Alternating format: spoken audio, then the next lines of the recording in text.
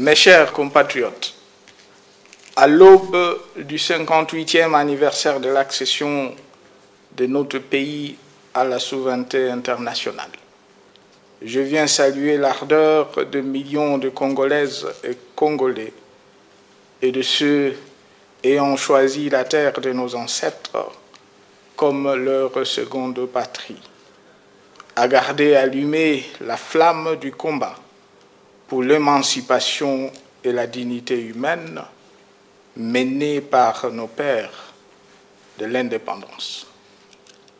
Oui, la préservation de la liberté et de la dignité humaine conquise de haute lutte par le pionnier de notre indépendance, à qui je rends un vivant hommage, demeure un combat permanent pour notre génération comme pour celle à venir.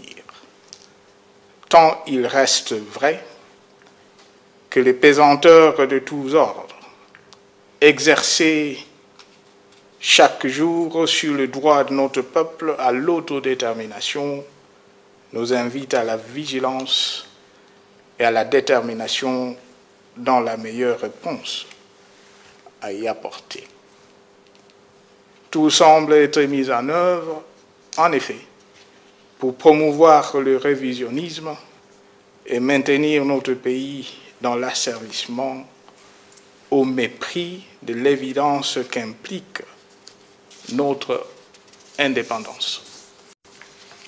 Le 30 juin de chaque année, loin d'être uniquement une fête nationale à célébrer et à enseigner à nos enfants et à nos petits-enfants, doit être aussi un moment de renouvellement de notre foi commune dans le Congo souverain et indépendant, prôné par Patrice Emery Lumumba.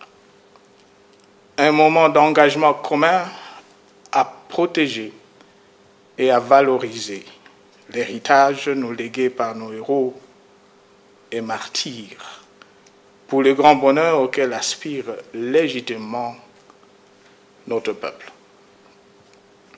Cela implique que nous demeurions rassemblés, unis et mobilisés autour de cet impératif.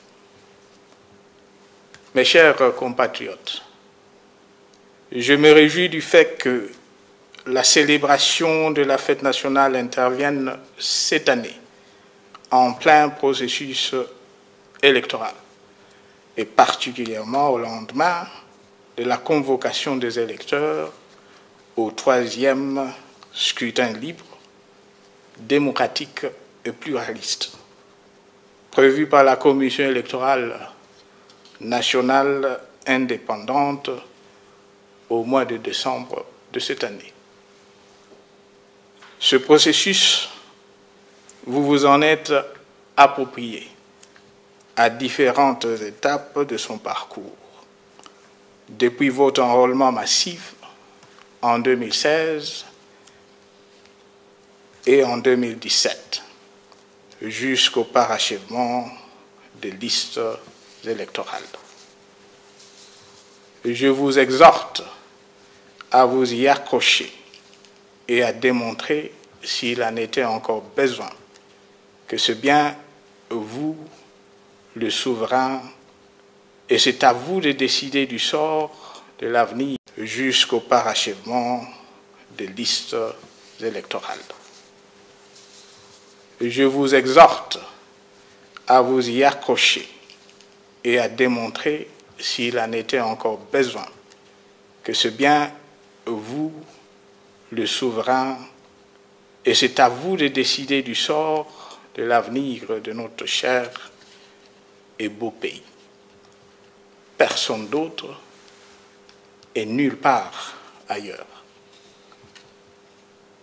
J'invite, pour ce faire, toute la classe politique et toutes les forces sociales à s'impliquer sans réserve dans la matérialisation de ce rendez-vous historique, en vue, une fois de plus, de consolider notre jeune démocratie, laquelle ne souffre du reste d'aucun complexe.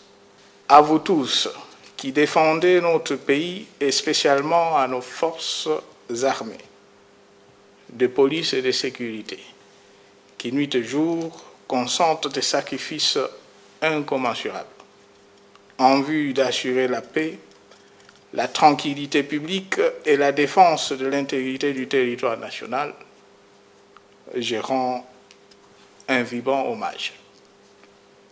Par votre engagement, vous garantissez également la stabilité de la région.